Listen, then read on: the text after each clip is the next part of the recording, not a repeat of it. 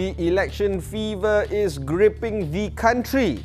And of course, while we think about who we want to vote in the upcoming elections and how we can exercise our rights as a citizen in this democratic country, we have to also ask ourselves, what is the cost of running the election?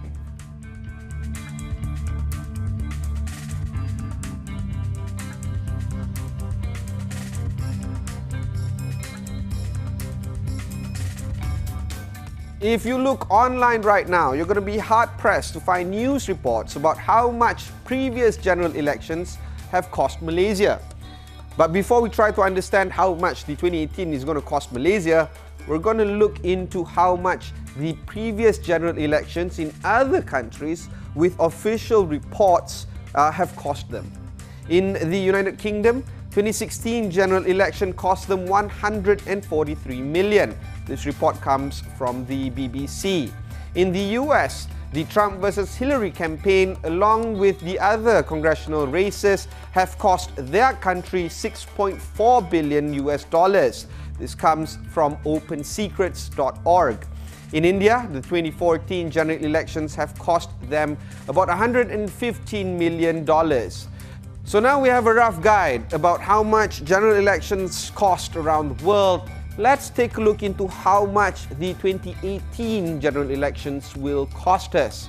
To understand how much it will cost based on the Malaysian Election Commission financing rules. Now on their website, it's a pretty clear outline. For Parliament campaign deposit, candidates have to put a 5,000 ringgit deposit. And if you are running state seats, you have to put 3,000 ringgit. This is specifically for running the campaign, to put up banners, to put up all the other materials like posters and flags, and if you fail to bring it down, your deposits will be forfeited. So that's how much you're going to cost. For parliamentary election deposit, candidates have to pay 10,000 ringgit if you run at the parliamentary seat, and a 5,000 ringgit campaign deposit if you plan to run for state seats. But we're not going to be basing the cost of the general elections based on the deposits made by the candidates to the Election Commission. Instead, we're going to speculate how much the general elections is going to cost Malaysia based on the maximum limit of spending by the parliamentary candidates and the state candidates as set by the Election Commission. Now, the Election Commission states that if a candidate wants to run for a parliament, the maximum spending limit that you can pay or spend is 200,000 ringgit per candidate per parliament. And if you plan to run for a state seat, the spending limit for that is a maximum of 100,000 ringgit per candidate per state seat.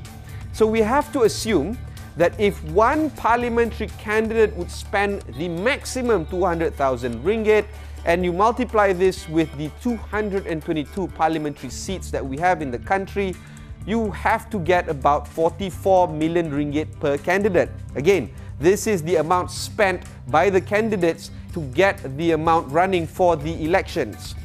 So in a one-to-one contest against all 222 parliamentary seats, it's safe to assume that both candidates would have spent about 88 million ringgit. But this election is a little bit special, largely because there are a lot of three-cornered contests in a lot of the parliamentary seats.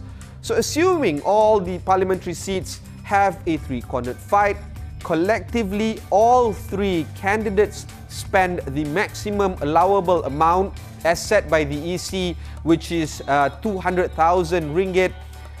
We would have seen 132 million ringgit being spent just at the parliamentary level. Of course, this general election would see the state seats being contested as well. So let's run the same simulation again.